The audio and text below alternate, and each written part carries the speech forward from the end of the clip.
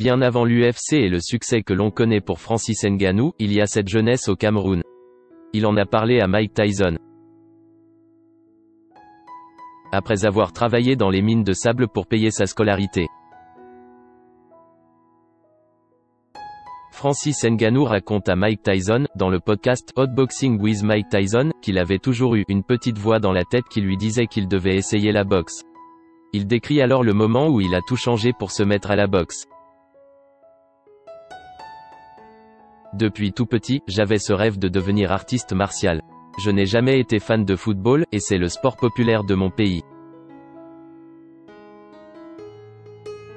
Mais je n'ai jamais eu la chance d'avoir quelque part où m'entraîner, que ce soit à la boxe, au karaté ou quoi que ce soit. Il n'y avait rien pour s'entraîner à 100 km à la ronde. J'ai grandi avec cette frustration. Et je m'attendais à ce que quelqu'un vienne et me permette de m'entraîner, je ne sais pas qui, mais j'attendais. Vous voyez les motos-taxis en Afrique? C'est ça que je faisais. Mais à un moment je me suis dit, mais c'est ça que je vais faire toute ma vie? Et mon rêve alors? Ça faisait très longtemps déjà que j'y pensais, que ça me travaillait. Donc j'avais 22 ans, et je me suis dit, ok, j'arrête. J'avais quitté l'école à 17 ans, donc c'était 5 ans plus tard. Je me disais, ok, ça fait 5 ans, qu'est-ce que tu as fait en 5 ans exactement? Rien. Il faut que je poursuive mon rêve de devenir boxeur. J'ai vendu ma moto, et tout le monde a paniqué. Ma famille s'est dit, Francis a perdu les pédales.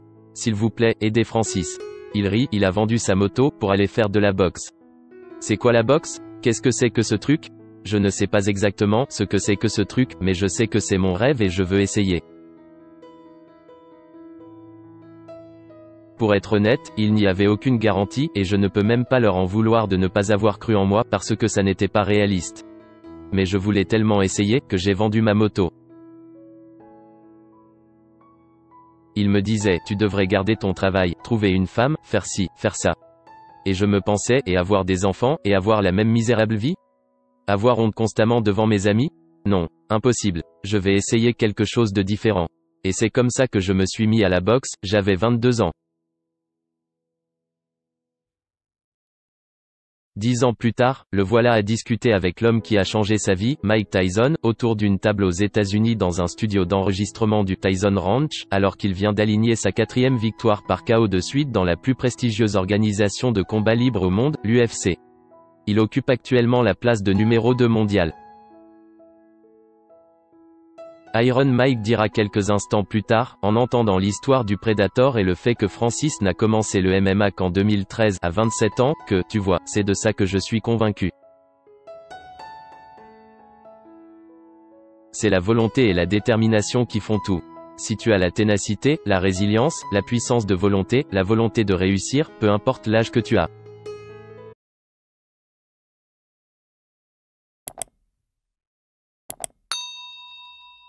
Chào các bạn, tôi là biên tập viên Hoàng Biên, đến từ kênh tin tức 24 giờ. Hôm nay chúng tôi hân hạnh đưa đến cho các bạn những tin tức mới nhất được cập nhật luôn liên tục và cho các bạn những tin tức nóng hổi, tin tức thời sự trong nước và quốc tế. Rất mong quý vị quan tâm và ủng hộ cho kênh của chúng tôi để phát triển ngày một hơn. Và các bạn đừng quên like, share và support cho kênh của chúng tôi ngày càng phát triển. Xin chào tạm biệt và hẹn các bạn vào những bản tin tiếp theo.